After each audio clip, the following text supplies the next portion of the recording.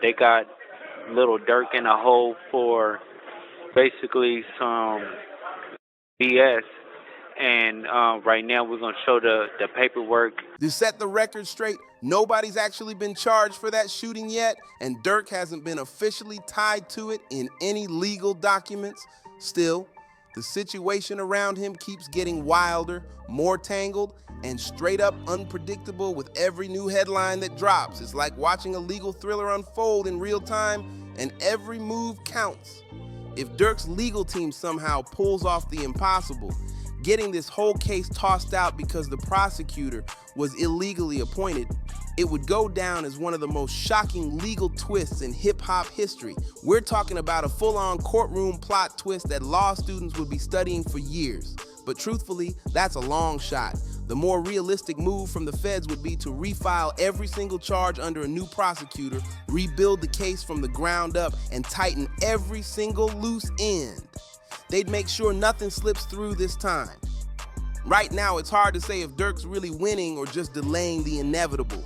One thing's crystal clear though, he's still facing heavy federal charges, the kind that could easily snatch away a lifetime of freedom, and the government doesn't look ready to back off anytime soon. Prosecutors have even accused him of disrespecting the court, saying he broke strict communication rules, got caught with an Apple Watch while locked up, and even tried to destroy it to hide evidence. They claim it might have had hidden messages or witness info on it. That's intense. All of this has made one thing absolutely certain: bond is off the table. There's no slowing this down anymore. The case is speeding straight toward trial, unless someone suddenly drops an offer too good to refuse, the kind of deal that makes even a fighter like Durk stop and think twice.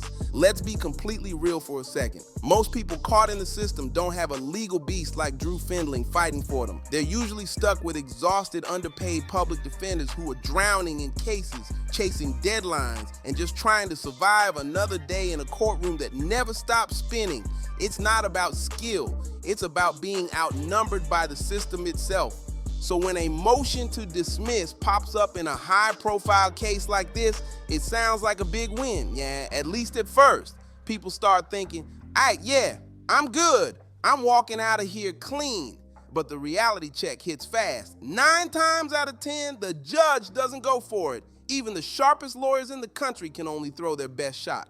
It's still the court that decides whether it's a clean strike or a swing that lands straight in the dirt.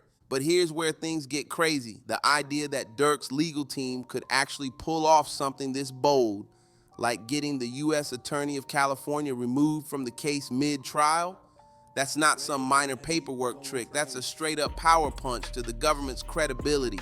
It could flip the whole courtroom power upside down, turning defense into offense just like that.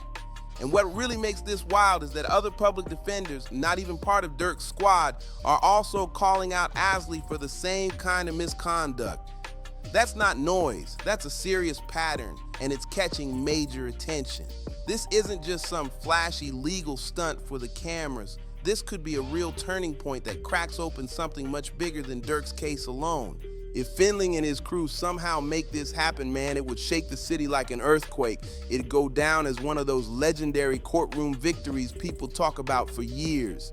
Proof that even when the odds are stacked sky high, one brilliant move at the perfect moment can flip the whole game.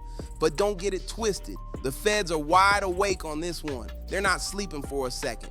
Every move, every post, every whispered rumor, they're on it like hawks. They're monitoring the interviews, the lyrics, the live streams, even the gossip blogs people think are harmless background noise. Nothing slides under their radar. Not a quote, not a caption, not even a split second of video. These agents are studying everything like it's part of a master puzzle, and Durk's life is the picture they're trying to complete. At one point, the feds even accused Durk's own lawyer of masterminding certain media appearances, saying it was all a calculated PR strategy to sway the public and make Durk look like the innocent one in a world out to get him. They pointed straight at that Vlad TV interview, claiming it wasn't just casual press. It was a power move, A perfectly placed piece in a larger story meant to win hearts before the courtroom ever saw a jury. That's next level control right there. Like, shit, I was just protecting my little brother. When you did finally find out that it was King Von who did it, how'd you feel?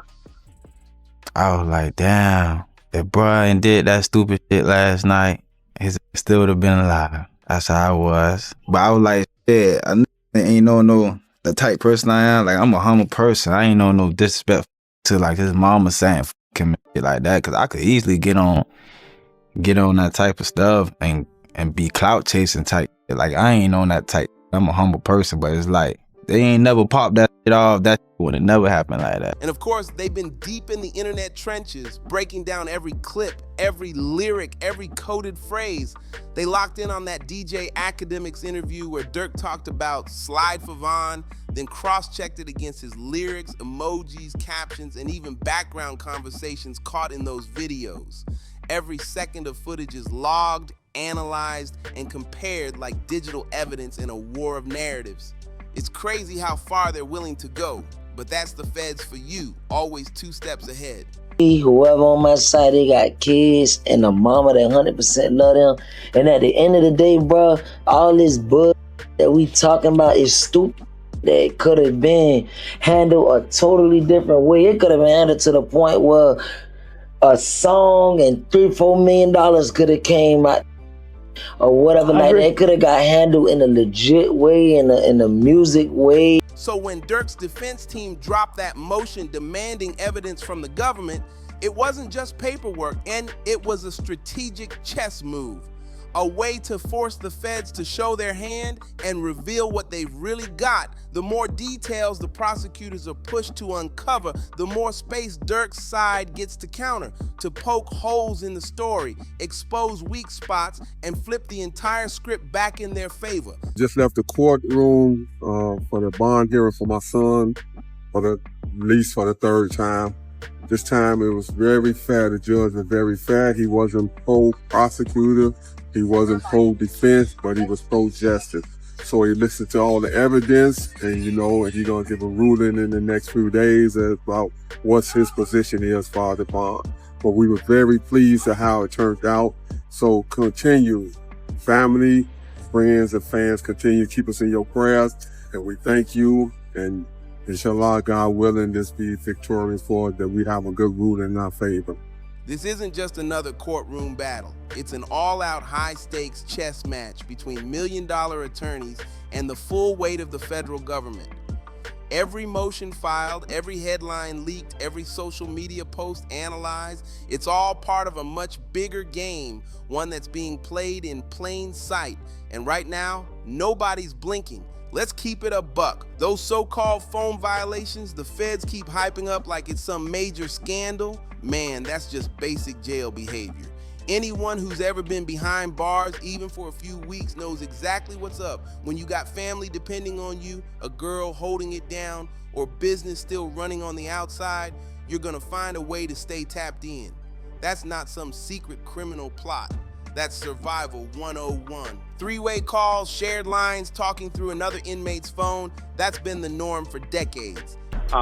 They got Lil Durk in a hole for basically some BS, and right now we're gonna show the paperwork. They saying that he was caught with a cell phone, and basically that's not true. They trying to keep him in a hole, do a lot of things that they shouldn't be doing or whatever, but they're trying to make a point because they saying that me and him is privileged and we got so many things going on, and it's a lot of BS. It's not about breaking the law. It's about keeping a lifeline to reality. When the world around you is built to isolate and control, the feds can dress it up with all the big words they want, but people inside know that's just part of doing time. Now that Apple Watch situation, same story, different gadget. Durk isn't some random inmate. He's a global superstar with millions of fans. a brand, a label, and a team that still moves whether he's inside or not. Of course, he's gonna look for a way to stay in touch, check in on his people, or make sure his business doesn't fall apart. That's not sneaky, that's human. When your whole life's on pause, you fight to keep some sense of normal, even if it means bending a few rules just to feel connected. And let's be real, it's not like he somehow snuck that watch in himself. In a federal facility, nothing makes it past security without someone on the inside making it happen. Officers, workers, or whoever is willing to run favors for a little something on the side. That's not even conspiracy. That's been the game for years. Everybody in the system knows it. Now about him allegedly trying to destroy the watch, that doesn't instantly mean he's covering up crimes or hiding messages about a hit. It could have been as simple as not wanting investigators scrolling through private stuff, family texts, personal photos, or convos with people who have nothing to do with the case. That's not witness intimidation. That's just a man trying to protect what little privacy he's got left in a place where everyone's watching. What the feds are really doing here is classic narrative spin. They take something small, something ordinary, and twist it into a criminal headline. Because in their world, perception hits harder than proof. It's not always about what's true. It's about what sounds guilty enough to stick. At the end of the day, what's happening with Lil Durk isn't just another criminal case. It's a full-blown battle for power, perception, and control. This situation goes way beyond one courtroom or one man standing before a judge. The feds aren't just chasing a conviction. They're chasing a message. They want the world to see that no matter how rich, famous, or well-connected you are, when they decide it's your turn, they can still snatch it all away. It's about reminding everyone who really holds the power. But Durk's team, they're fighting for something deeper. Control over the story, the image, the legacy. Because in this era, where every post can go viral and every word gets dissected online, the court of public opinion can be just as brutal as the courtroom itself. Once a narrative sticks, it's almost impossible to shake it off. And Durk knows that better than anyone. That's why every move, every headline, every silence is calculated like chess. And right in the middle of it all, there's the street politics that never seem to fade, the constant talk of OBlock, the whispers surrounding Money Duke, and that never-ending pressure to slide for Vaughn. Turning to breaking news from overnight on Chicago's north side. Chicago police say 2 people were shot and killed and a third person was hurt. This happened early this morning near Broadway and Rosemont. It's still unknown what led up to that shooting. So far, no one is in custody. These aren't just internet rumors. They're emotional triggers that come with history, loyalty, and loss. It's a code of honor that doesn't blend easily with courtroom logic. Fans push one side of the story on social media, while prosecutors twist the same words to fit their indictments. It's wild how the same sentence can mean revenge to one side and motive to the other. Every lyric, every live stream, every offhand comment becomes a piece of evidence in this narrative war. Both sides are fighting to control the truth, to decide who gets to tell the final story. And in today's world, that story might matter just as much as the verdict itself. No matter how it ends, whether Durk walks free, takes a deal, or faces trial, one thing's for sure, this case is setting a precedent. It's a warning for every rapper, influencer, and public figure trying to juggle fame, loyalty, and law all at once. It's a message that the spotlight comes with shadows, and sometimes the light burns too bright. So what do you think? Is Durk playing chess while everyone else is playing checkers? Or just buying time in a game that's already rigged against him? And could Drew Findling's bold move against the prosecutor actually flip this whole thing upside down? Drop your thoughts in the comments, hit that like button, share your take, and don't forget to subscribe. Because this story, it's far from over.